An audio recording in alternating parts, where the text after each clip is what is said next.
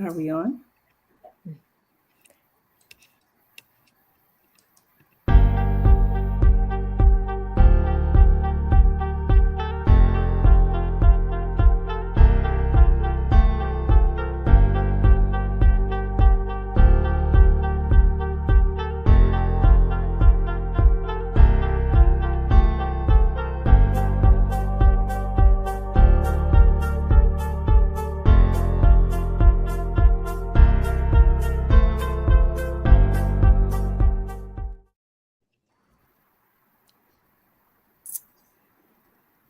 Hello there. Welcome to our forum to discuss health equity and technology. I am Angie Madison, and I will be your moderator for this evening. Just a bit about myself. I am part of the HR team at one of the world's largest biopharmaceutical companies, and I'd like to do a couple of introductions to our distinguished panelists. We have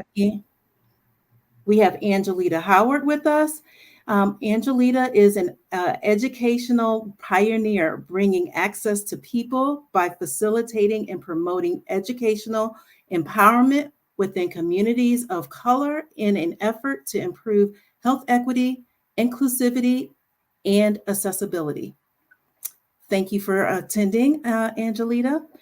Annie Sutton is a global leader with 15 years plus of experience in healthcare, data analytics, financial modeling, and accounting. She excels in strategic insights and optimizing operations. So thank you, Annie.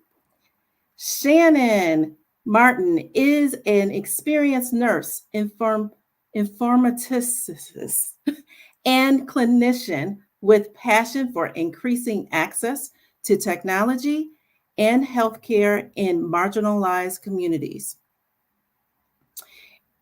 Thank you for sharing with us tonight, Shannon. And then we also have Kim Brown. Kim is a seasoned healthcare unicorn with experience in implementing clinician systems and driving innovation and process changes in healthcare organizations. Welcome, ladies. Thank you for being here. And thank you, those of you that have tapped in our chat. Thank you so much for being here. I do have a disclaimer. We are not here to represent the companies that we work for, which would be Microsoft products, AbbVie, or Morehouse School of Medicine during this session. We are here to discuss healthcare and technology from our personal points of view. So with that being said, let's discuss exactly what brought us here tonight to participate in this discussion. I know for myself, particularly, my journey has been one of discovery in the last year. It's been about a year that my dad passed away at the age of 85. And as an advocate for him, I learned so much in that journey. And one of the biggest things that I learned was all of the things that we could have done even 20, 30 years ago to ensure that his quality of life was much different and he had a different outcome. And so with that, my journey is here tonight and with this team of distinguished panelists to help others to make sure that they can learn more sooner than later. So let's go ahead and start. Angelita, what brought you here with us this evening? Hello, everyone. Again, thank you so much for joining us. As a Black woman who is interested in making sure that more Black women, more Black men don't have to go through chronic diseases alone or go through the chronic disease, having things such as clinical trials impacting clinical trials or increasing, the diversity in clinical trials is really what is bringing me here. There are too many women, too many men, too many people of color who continue to suffer when they do not have to suffer. So certainly joining with these brilliant minds, these brilliant ladies, to talk about how do we diversify clinical trials, how do we impact and advance health equity is what has brought me here today. Love that. Thank you so much for sharing, Angelita. Shannon, what are your thoughts? What brought you here, not only to this group, but also, can you share with us, a little bit about your thoughts in regards to why you're here this evening? Thank you so much, Angie. For me, I think I have to share a little bit of my backstory for you to understand why I'm here. I was born and raised in a small town called McIntosh, Alabama. Shout out to McIntosh. Ooh, yes, shout out. My mother is a former educator. My dad is a Vietnam veteran and was an entrepreneur. And in this small town, growing up in this small town, I know what it's like to have one doctor or the spotty internet access when you live. Some people call it the country, some people call it rural. When you live in the woods, we lived in the woods, or just the disadvantages that people living in rural communities face related to access, not just in healthcare, but also related to education, related to job opportunities, you name it. And so I want to be a part of that solution. And part of that is bringing awareness, like what we're doing tonight, talking about it and sharing our experiences, but also doing the work to improve health equity in these communities by going back and giving back in those communities. So that's why I'm here tonight. Awesome. Thank you for sharing. Kimberly, talk to us in regards to what brought you to us this evening. So, what brings me here and what continues to keep me in the healthcare space is my love of helping people. That's one of the original reasons that I actually got into healthcare, is that I wanted to be a help to people, but most of all, I wanted to be a help to my people. And working in healthcare has afforded me to see a lot. It's allowed me to see the good things that happen in healthcare and some of the not so good things. And so I'm here today. I'm here with these distinguished, amazing women because for me, it's part of what I have to do, what I've been called to do, is to continue to talk about healthcare and just make sure that I'm imparting the information and the lessons that I've learned over the years that I've been in healthcare. I love that, Kim. Thank you. Annie. Last but not least, I'll tell you this. So, kind of like piggyback a little bit off Shannon. So, I loved hearing everybody's story too, why we all came here. But I came also for a lot of personal reasons. So, my grandmother, she passed away from Alzheimer's. So did my mom. I have it, it runs in our family. And so for me, being part of this distinguished group of ladies is because for personal reasons, I feel like with my family, I'm usually the source where people go to. So I need to be able to understand. I need to be able to give them, educate. And more importantly, I want to be part of the solution. And so being part of this community of these women has helped me. I've learned so much. But yeah, I feel like we can start the conversation, and that's what's more important. Annie, thank you for that. Walking into that as you talk about, being a part of the solution. My first question, what does equity in healthcare look like to you? Angelita, can you share with us your thoughts around that? Yeah, wow, such a big statement. But when I think about health equity, I really consider that everyone has a fair opportunity to be as healthy as possible. It's looking at how we address disparities and health outcomes, but most importantly, access to healthcare amongst different populations, no matter what your zip code is, no matter if you're in rural, suburban, no matter what your socioeconomic status is. That's what I think about healthcare or health equity in healthcare.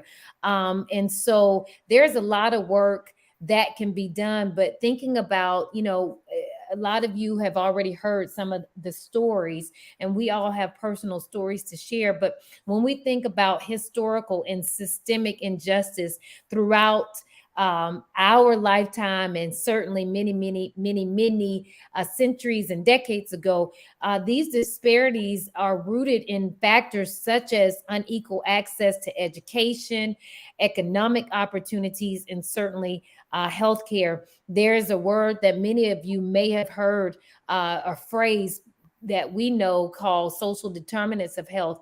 And those factors, again, including income, education, and employment, and living conditions. So people should not have access to healthcare because of where they live, or because of how much money they make, or because of their living conditions. And again, that is what is continuing to happen.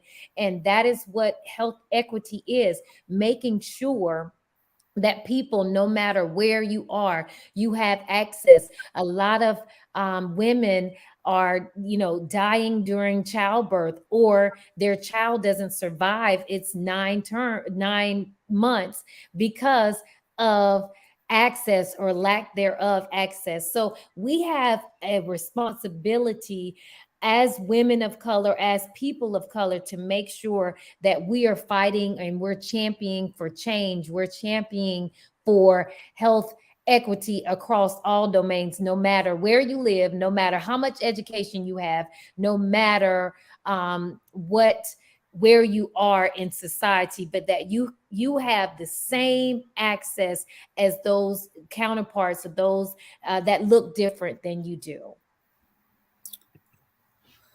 Wow. Okay, Angelita, thank you for sharing such a detailed description of your thoughts around that. Shannon, love to understand your thoughts on how does equity in healthcare look like to you? So I think Angelita did a great job of summing it up, thinking about equity and how everyone has access to quality health care. What I'll add is that I think in this country, many times people without money or power are left on the outskirts. And so I think about my own, I talked about my hometown earlier, but I'll go, 8 miles farther down the road, and thinking about, she talked about maternal health, thinking about mental health. There's a small town in Alabama called Mount Vernon, Alabama. It's about 8 miles north of McIntosh. And my grandmother worked at the only mental hospital in our area for over 30 years. Cersei Hospital was the name of it. It was an inpatient psychiatric facility. It was founded, I think, in 1902. I looked it up earlier today because I really wanted to say that. But back in 2012, the facility was permanently closed. And when you think about that, those patients didn't stop needing services. Those patients weren't magically healed. And so some of those patients were discharged home, on the streets, to family members that weren't able to care for them properly, or they were moved to facilities that were over 100 miles away, to Tuscaloosa. And so you think about those patients that were displaced, and then you think about the patients in our area that are newly diagnosed, and what happens to those patients, and where do they go, and how do they get quality care. Equity in healthcare for me is making sure that those patients have a place to go where they can receive the care that they need, quality care that they need, so that they can go back home, so that they can be discharged home well and whole, and that their family members don't have to jump through hoops to get them quality care. So when I think about equity in healthcare, it's, to Angelita's point, making sure that even if you are in these small pockets of the country, you still have that access. You still have that opportunity to get the health care that you need. Specialists, thinking about going to see specialists and the 40-mile drive that my aging parents have to make to go see a specialist, or the drive that I think there's one currently, I think there's one neurologist in Mobile, pediatric neurologist in Mobile. Oh, wow. So you've got to wait 6-8 months to be able to see the neurologist, or you got to come to Birmingham. Birmingham's 3 hours away. So making sure that people have opportunities to get the care that they need. Thank you, Shannon. I appreciate that. What was that year? 1902? 1902. 1902. And listening to Angelita, we're talking centuries to many, many, many moons ago that we have been in the same scenario. So thank you for sharing. Health equity is many of the headlines today and has become an issue that everyone is rallying behind. What do you see as the fundamental problem of achieving health equity? What are the barriers and or gaps? I'd love to hear from each of you. Why don't we start with Annie? What are your thoughts around that? This is a really good question, Angie. And I think that if you just think about what Shannon just said a second ago, in terms of the distance that she had to go to, or a family member has to go to, I can bring that up in terms of looking at when we think about academic hospitals, right? So when we think about academic hospitals, we got like 13, 15 of the major academic hospitals. And so when we think about Black and brown people, we don't usually live near those hospitals. We don't go to those hospitals, but research and clinical trials are done through these hospitals. And so, hearing Shannon talk about her family and having to drive 30, 40 for a couple of hours, right? Then if we're not part of the representation in terms of the data for research and for clinical trials, then how are we part of the solution when it comes to healthcare? So there's a gap there, right? They did a survey in 2021 with 13 of our major academic hospitals. And in that survey, the question was asked, are you looking at AI in terms of biases in your data set? And you know what was interesting? 8 of them said yes, 5 said no. So think about this now. So not only we are not represented because we don't even live there, right? And we're not going there, but on top of that, the opportunity for us to even say, okay, well, at least we're all going to look and realize that there's some underrepresentation and there's some biases in our numbers. We had 5 that were not in 2021. So I think there's a gap. I think there's a gap when it comes to healthcare equity because of the fact that we're not always bringing representation and looking at all the data. Thank you. Shannon, what are your thoughts? I think Annie is spot on with bias, but I do want to think about bias from another lens. So when I think about bias as a nurse clinician, bias in healthcare professionals is a fundamental problem. Mm.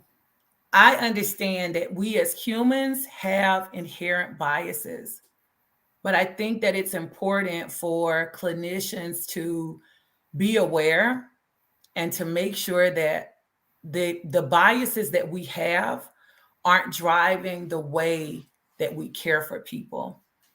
And that applies if we're at the bedside on a day-to-day basis, touching patients, or if we're building technology that affects patient care.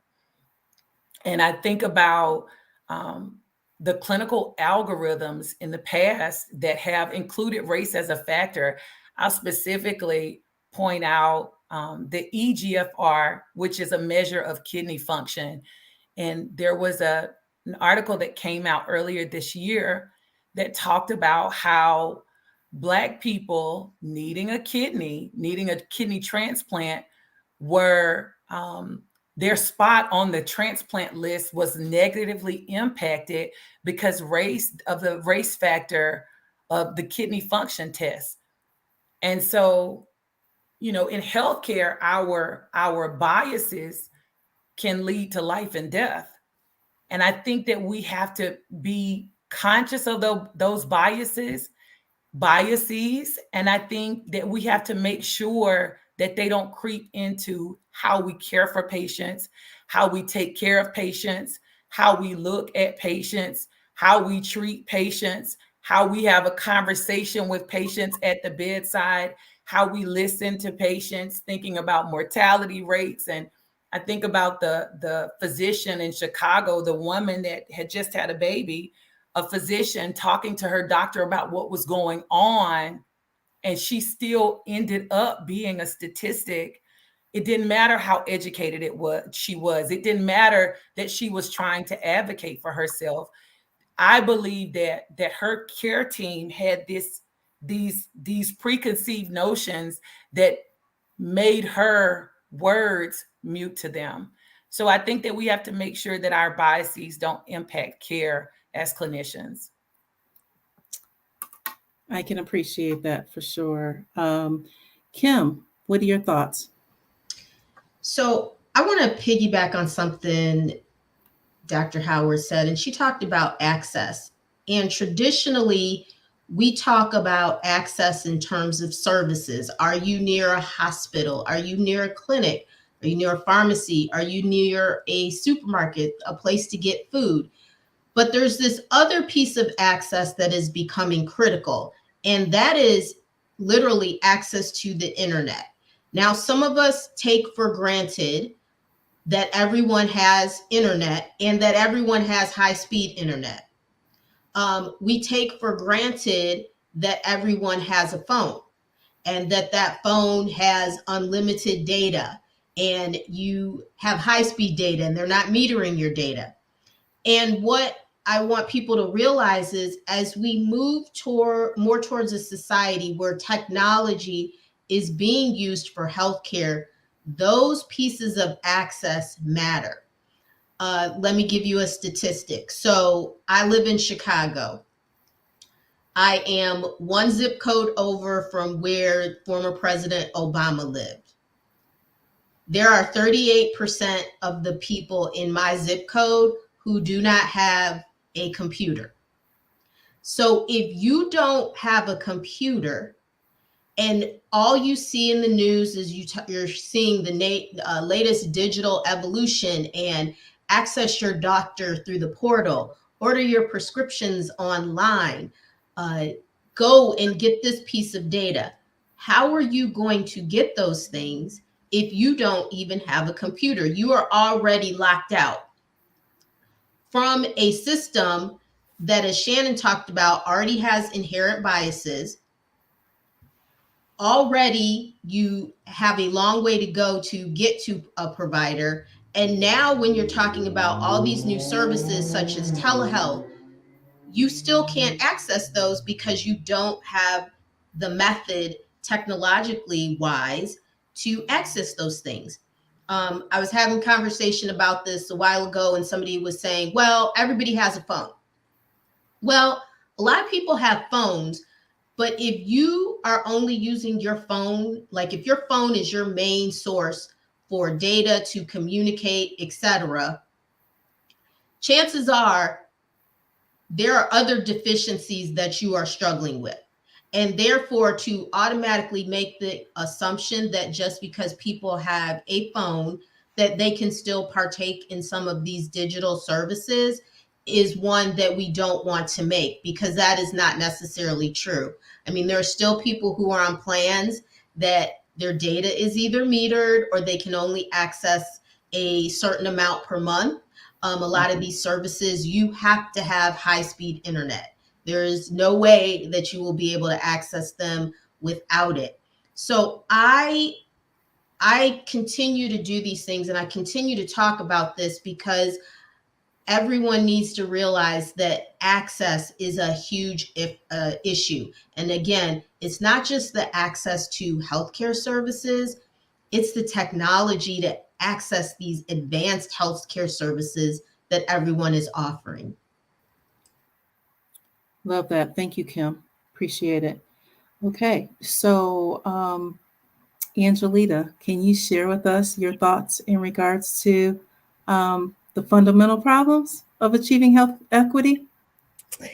My sisters have already really spoke a lot about it. Biases, technology, not having access to the technology, and one of the things that I'll just add, maybe two things that I'll add, is communication and trust.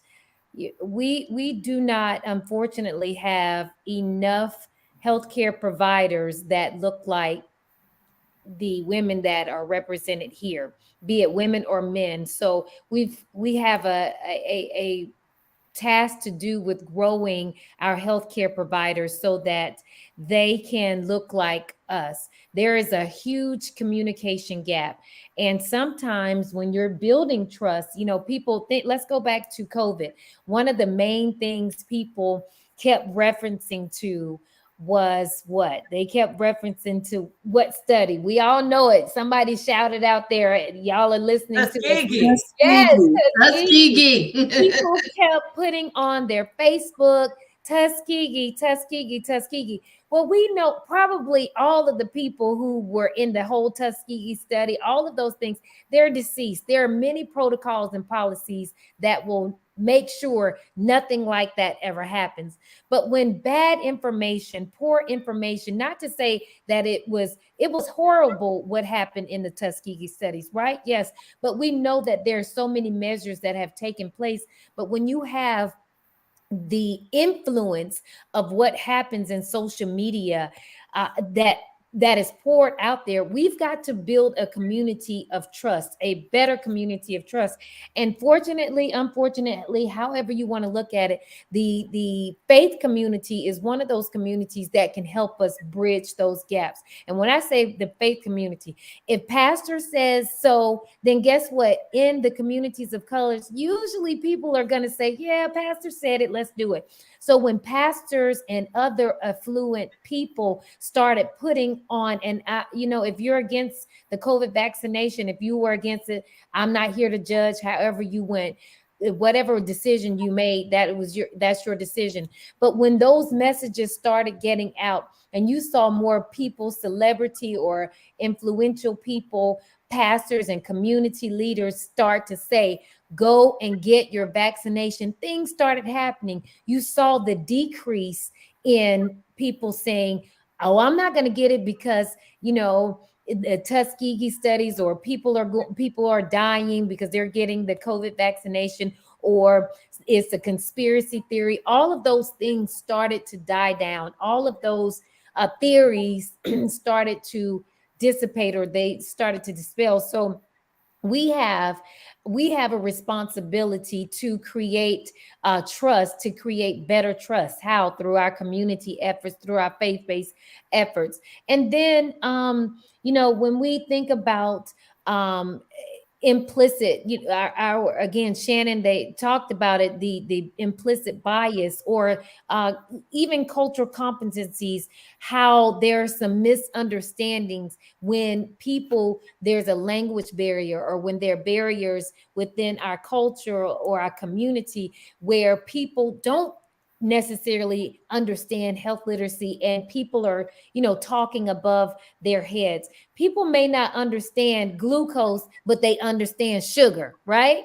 They understand that. They may not understand HDL and LDC, but they understand cholesterol, or the fat, or pork rind skin. So it's a transition or a translation of language. You can't just go in and throw these terminologies out, or this language out. You have to speak to people on layman's terms, and so that people will understand, and they feel comfortable with bringing family members, with bringing other people that can help support information. You go online and look at, yes, there might be access, and you have your information, your chart records online, but it's a bunch of words and numbers that a lot of people don't necessarily understand. So if I don't understand that, how can I take control of what's really going on inside of my body. When I don't understand this paper that you sent me and you said, go take this medicine, but this medicine makes me feel bad because, and I'm trusting you, I'm trying to trust you, but you've told me this, it makes me feel bad. I don't want to come back to you because there's that trust that's been broken. So, we could go on for hours and hours, but I certainly believe that communication and trust, and when we look at the whole cultural competence, building those gaps would be really, really helpful. Thank you, Angelita. You remind me, your storyline reminds me of some of the situations I had when Daddy was sick, right? I'd ask the doctor to refer to sugar versus his diabetic situation, his pressure versus, others. And we use my sister, that's an RN, to take all of those documents and transpose it to our terms, right? And so those are items which, I'm wondering if we should even think about how do we create that level of communication for ourselves, right? Because there's enough of us that could help with the translation of the information for our loved ones. So thank you for sharing that. Really important. So I'm going to go back to something that Kim talked about earlier, and I'm going to move over a little bit to technology. For this panel team, I'd like to understand, how do you think technology will help to solve some of the problems and or the disparities in healthcare? So let's start. We just heard from Angelita. Kim, can you share what your thoughts are in regards to that? So, without revealing my age, I've been around healthcare and technology for a while. So I have had the fortunate position to see a lot. I am a firm believer that there is absolutely and there needs to be a place for technology in healthcare. There is not a good way to do some of the advanced functions. And when I talk about advanced functioning, we're talking about, disease prediction, analyzing data from different populations and seeing how things such as certain drugs affect those populations. There's no way to do a lot of that without technology. Now, in my opinion, what's getting ready to happen is that this technology and some of the things that everybody sees in the headlines every day, most of it having to do with AI, I think that's going to be the ultimate test when it comes to us as a nation, as a population, of inclusivity, because we already know that the healthcare system is very fractured. It is very divided. Your health, your wealth, your life, in a lot of cases depends strictly on the zip code you live in. And there have been a lot of studies, and I would even say that most public health departments, you can go and look at disease states and various things by your zip code, and you can see, 1 to 2 zip codes over, it's a big difference. So when we are thinking about technology, my biggest push is that it has to be inclusive. We no longer have the luxury of leaving people out of the health system. We no longer have the luxury of saying, oh, well, this section doesn't have it. No big deal. They'll get it when they get it. I think that it's everybody's job and it's everybody's responsibility to be the voice for those who can't, to make sure that as this technology is developed, that we are thinking about everyone and not just a small subset of the population. And only then is this technology really going to be successful? Is it really going to work? Is it really going to help solve some of the health challenges that we have today? Thank you, Kim. Angelita? That's a big one. Um, um, you know, I was thinking, and I know that we're not really going into a whole lot of AI, but I was just thinking, piggybacking to our last, just a few minutes ago when we were talking about translating from the healthcare provider's language to layman's language. I wonder, can AI do that? So I'm thinking, can AI really help us translate that language? But I would say, technology is huge, and technology has the ability, if done right, it does have the ability to change the health outcomes of Black and Brown people, especially when there are many places that don't have clinics or don't have hospitals. But again, what Kim said earlier is that if they don't have, though they may not have hospitals or clinics, if they don't have access to broadband or internet service, then we have another problem or another issue. So we have a great opportunity to impact change through access, through technological advances. And how do we, places like Verizon or the Sprint, is that still a thing out here? I don't know. I haven't heard about Sprint or Metro or any of these places. Microsoft and different places, Google. How can we really stretch out our hands and make sure that these very vulnerable places have the access to technology? But then we talked about biases, because there are a lot of biases, because depending on who's creating these technologies, good data in, good data out, bad data in, bad data out. So if people who don't look like you and I, if they're not controlling the technology or what goes into Chat GPT and these different outlets, then what are they going to get? It reminds me of the SAT and the standardized testing. Who was normally impacted the most by these tests?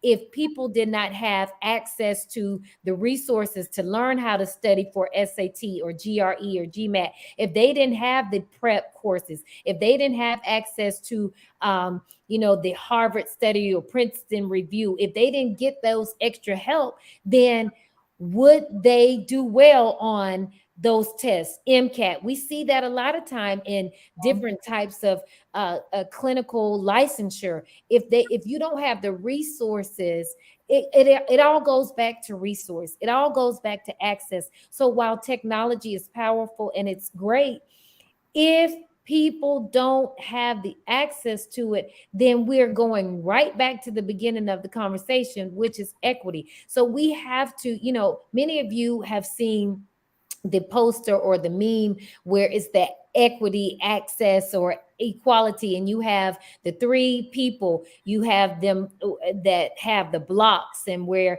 they're looking over the fence to see the game. So you have different size blocks so that they can all see the game. Well, that's, we think about equity, equality, and then what's reality. If everybody can have access to healthcare, everybody can say, okay, you have access to it. But if you don't have the means to get it, then it's still disparities. It's still equity access issues, because you might say, well, I'm giving you access to healthcare. You have it. So you have a card that says, hey, you are now a prescriber. So you have insurance. But if I can't get to the doctor, that's another issue. If I can't, see my physician, or then you say, well, guess what? You can't get to the doctor. We made it available to you through telehealth.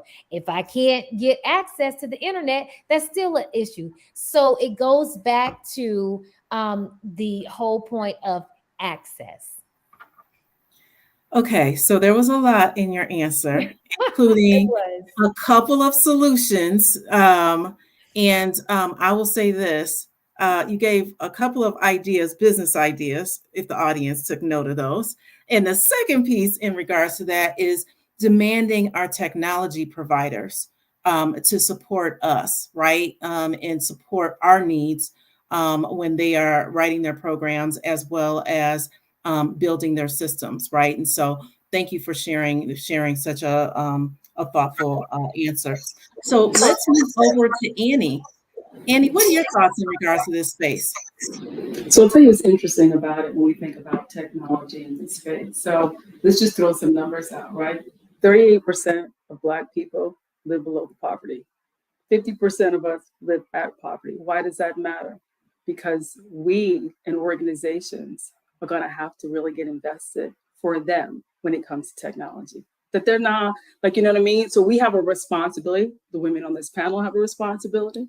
Organizations that are listening, the people that are listening now have a responsibility, because we can't expect 50% of African Americans who are trying to put, food on the table to worry about technology or even how it impacts their healthcare. So we can throw out information about access, right? Like we've all been talking about. Data analytics, how you have data analytics and how the data has to come in, and how you feed that to figure out actionable insights, or how we use AI. But at the end of the day, right, it's going to take all of us, because while we have all this technology and we have the buzzwords AI, half of our population is struggling in a different way. So they're not looking at technology, right? They're not thinking about that. What they're thinking about is really how I get food on my table, how I see a doctor. And going back to what Shannon, Angelina, and everybody's been saying, and do I even have access to see a doctor? Because it may take me 30 minutes or an hour to go see one. So I think the call to action for everyone on this panel and for everyone who's listening is, what do we do to help, right? Going back to what we just talked about. One, making sure if we're in the room when it comes to technology, and if we're someone who's not in that room, that we get someone of color in the room. So we create products and solutions that's going to help everyone, right? When we think about data analytics, right, which is what I kind of do, right? But if we're looking at trending and we're looking at analytics and we're not making sure that we are representing in that analytics, then we are having solutions and outcomes that are not going to impact everyone. And finally, I think we've been all talking about that buzzword AI, right? But think about how AI works. It's all of the information that's already been fed in there. So we could just use anything. Let's just talk about this. On Saturday, I had read an article. I think I shared this with you ladies, right? In terms of lupus, in terms of clinical trials on lupus. Well, when we think about women, right? Black women get lupus 3 times more than white women when it comes to lupus. But we're 5% of clinical trials, right? And if we talk about going back to what I've talked about, those, academic hospitals, right? Most of us don't even live near those hospitals, right? So when we think about technology, all of the information from research and clinical trials that goes into AI, we're not represented. And it matters, because health matters, right?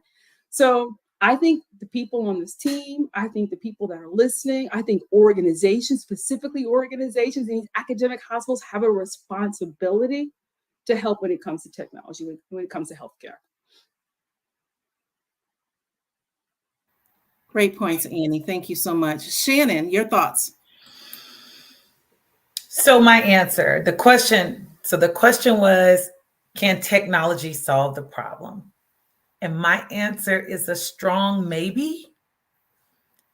And I say that because I think technology has the potential to solve healthcare disparities by improving access and bringing healthcare to the masses. But I don't think we even have to go as far as AI at the moment. I think about some of the mobilized units now that are out in rural communities or in suburban communities. The mobile units that bring mammograms, or the mobile units that bring primary care to some of these forgotten areas. That's all technology. It doesn't all have to be AI. It doesn't have to be this great, flashy, big thing that's going to solve all the problems of the world, because I think AI is going to bring its own problems, right? And so there is the potential there to solve the problems.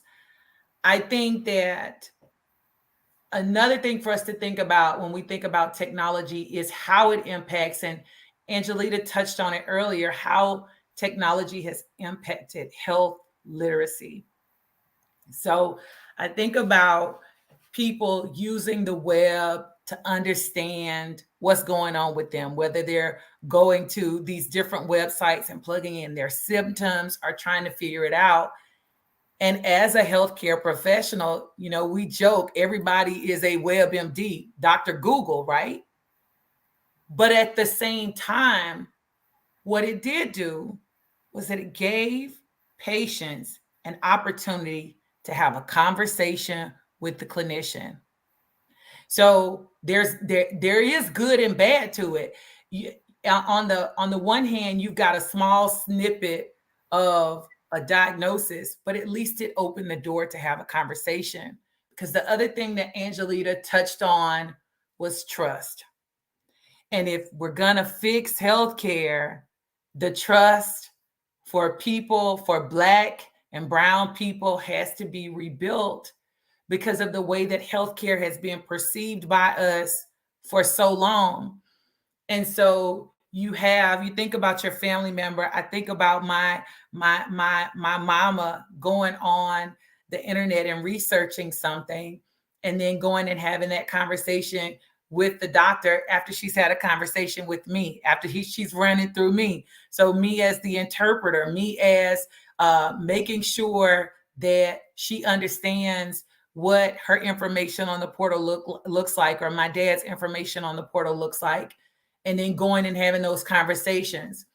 I think that clinicians have to be more open to having those conversations and building that trust. And like I said, it's a joke. Everybody's a doctor, Dr. Google, but not to be dismissive, but to give patients an opportunity to have conversations and to build that trust and to build that relationship so that they do trust the doctor, so that they will follow that care plan. And my quote that Kim made me create a quote a while back. And I said, I'm not a quoter, but I'm a quote.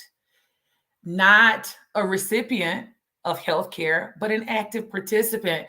And I think technology is going to afford us that.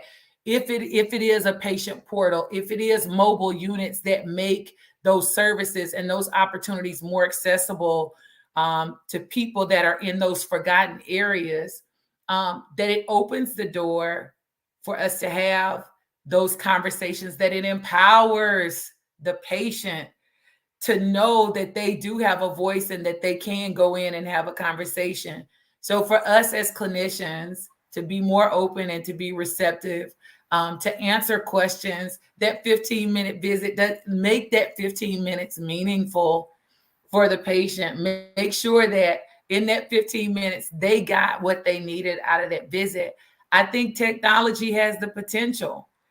And my hope is that part of what technology is doing and what it can do is to to make patients feel empowered and to foster building back that trust that has been lost in our community for so long. And then as Angelita said, us as clinicians, I recognize how blessed I am as a nurse working in the tech space. I could never have imagined, but with great responsibility, with great opportunity comes great responsibility. And so that's why I'm here, when I learn and when I understand things, to make sure that I share that, to make sure that I am a voice of reason to my family members, and talking about technology and trying to dispel some of those myths and some of those fears that my family members may have, and the mistrust, and making sure that they do see a face that looks like them. Excellent. Thank you, Shannon. So we have a time check. We have a few minutes left, and wanted to just, AI is such a hot topic in healthcare. So for you all, if you can share maybe in a minute or two or less, if we haven't already touched on it, what is the highest level takeaway for AI that you like this audience to really know? I know we touched on it a little bit, Annie, but Angelita, what is that one thing that you would like for folks to know about AI? Well, I'm hoping that the one thing is early diagnosis. So if there's a power tool, and again, that's not my area, so I want to, maybe I'm dreaming, but something that can improve early detection of disease. I mean, we know we have genomic medicine and genetics to really help with that, but for these communities, hopefully with early detection, there can be some early interventions, better outcomes, that's going to reduce healthcare disparities. Excellent. Annie? I think for me, when it comes to AI, like I think about, we all use AI to some degree. We all have our Apple Watch. We're using it for whether or not how we're tracking our calories or how we're walking, right? But when we think about it, in my mind, it's how we take the information that we have where we don't have representation, we increase representation. So when we have information for AI and the AI was pulling from the engine, it has information that's going to help the Black community. So I'm hoping and I'm encouraged that with our voices and with the voices of other Black organizations, getting more of us to be in clinical trials, more of us to be in research, because that's what's going to feed how we look at AI when it comes to solutions. Love that. Love that. Shannon? So my takeaway for AI. So AI is built by humans. And so it's not perfect. Mm-hmm. I think that we need to make sure that we do our due diligence when it comes to data and making sure that the data is representative of all people, and specifically making sure that the underrepresented are not underrepresented, and that not just in the data, but I think that we have to be a part of innovation streams and ideation. We need to be at the table from the onset, not at the end after you've built like an airplane, and then you build airplanes before you know it can get off the ground. I think you have to have the right people at the table, and I think the right people don't all look the same. I think the right people have to look different and represent the people that you're trying to care for. I can truly appreciate that. Thank you. Kim? So the first thing I would like to say is, as it pertains to AI, I feel like I'm immersed in it every day at work. But technology aside, my call to action is Black and brown people, we can't sit this one out. We cannot afford to. And in a lot of ways, our lives actually depend on it. So when you see these announcements, when you see these tools, which a lot of them are free, we need to use them. We need to try them. We need to make sure that we are giving feedback when we do these searches and everything. And we see that what comes back is not right, especially as it pertains to people of color. We need to raise our hands and say something. We need to make our own tables for AI. For AI to be successful, as Shannon said, the people creating the models, the people providing data, analyzing the data, they can't all look the same.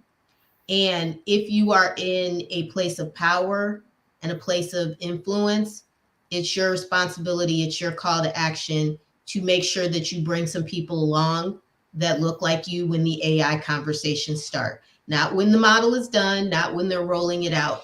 Everybody has to be there from the beginning. And if you are a person who's interested in AI and you keep asking and nobody will give you information, you can't find out, won't invite you to the meeting, make your own table, make your own platform. There is room for everybody when it comes to AI. And if you are not getting the invites that you think that you should get, there's nothing stopping you from starting your own platform, doing your own research, and essentially doing what we're doing, talking about AI, technology, and healthcare. We are trying to do our part, and I just encourage everyone else to do the same. Thank you, Kim. So as we close out, if we had one word that describes how you feel about the possibility of technology impacting healthcare, what would it be? Annie. Optimistic. I'm optimistic. So that would be my one word. Shannon. I'm going to use a compound word. I'm nerve-sighted. A little bit nervous, a little bit excited, very hopeful. I love that. I love that. Oh, I love that. That's so good. Angelita. Oh, I don't even know how to come back after that one. I would have to say, I would have to say hopeful. Excellent. Kim. I would have to say that I think I'm waiting. You're waiting? Waiting, yes. To see what happens. I'm waiting. I can appreciate that. So after spending time with you all, my word would be possibilities. Thank you for sharing. Unfortunately, we are out of time, but what great information that you all shared. Listen, this is a prime and opportune time for us to really tap in. And we encourage this audience to continue to follow these ladies. We will be back in a few months with further conversation. But what a delightful, fruitful conversation that we've had here today, and so informative. Thank you, ladies, for sharing with us. But audience, more importantly, thank you for sharing your time with us today. We look forward to staying connected. And with that being said, we wish you all a great night and a great holiday season.